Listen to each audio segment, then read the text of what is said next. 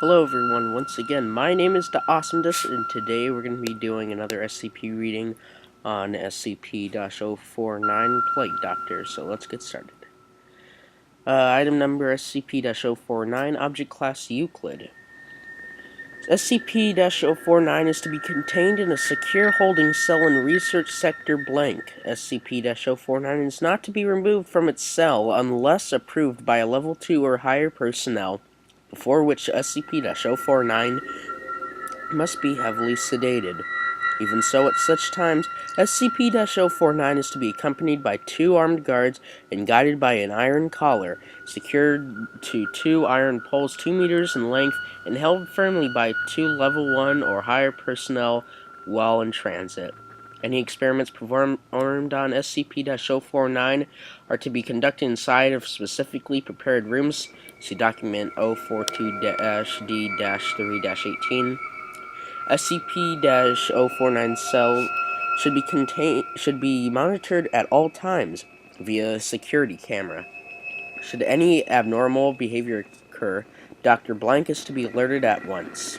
Description: SCP-049 is humanoid in appearance, standing at 1.9 meters tall and weighing 95.3 kilograms. However, the Foundation is currently incapable of studying its face and body more fully, as it is covered in what appears to be the garb of the traditional plague doctor from 15th to 16th century Europe.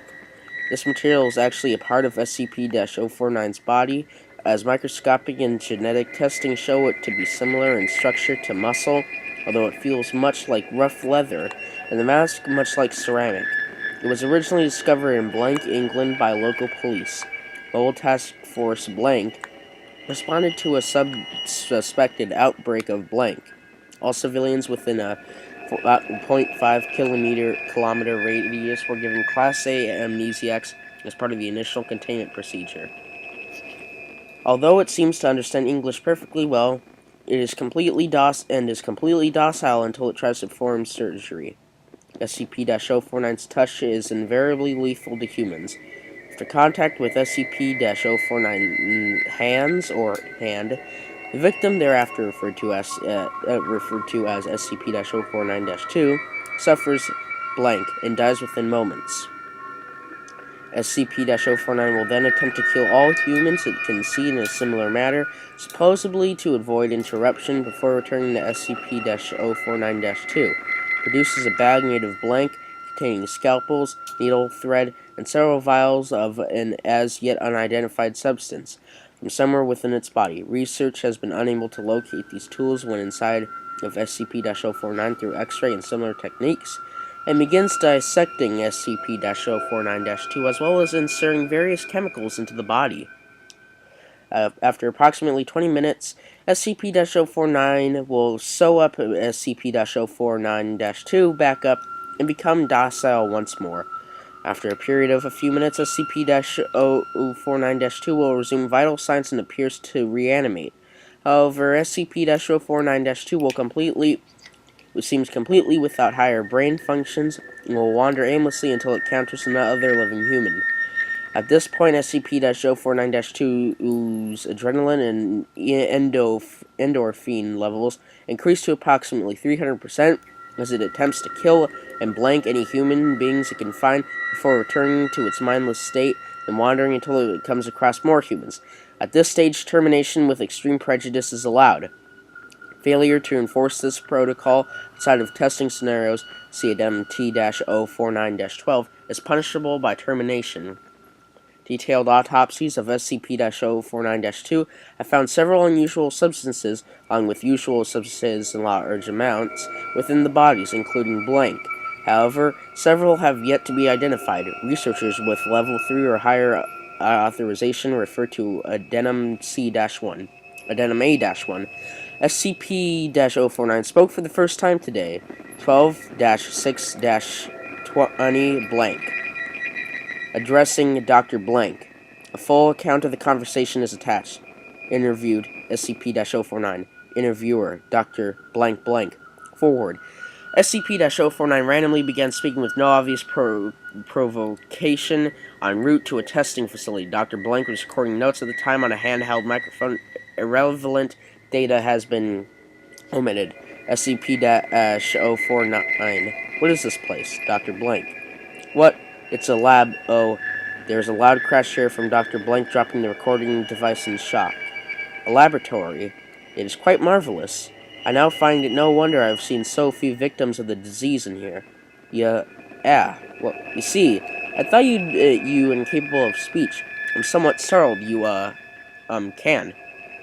Oh yes, good sir. I simply prefer not to. Most victims of the disease are quite melancholy and do not react at all well to conversation.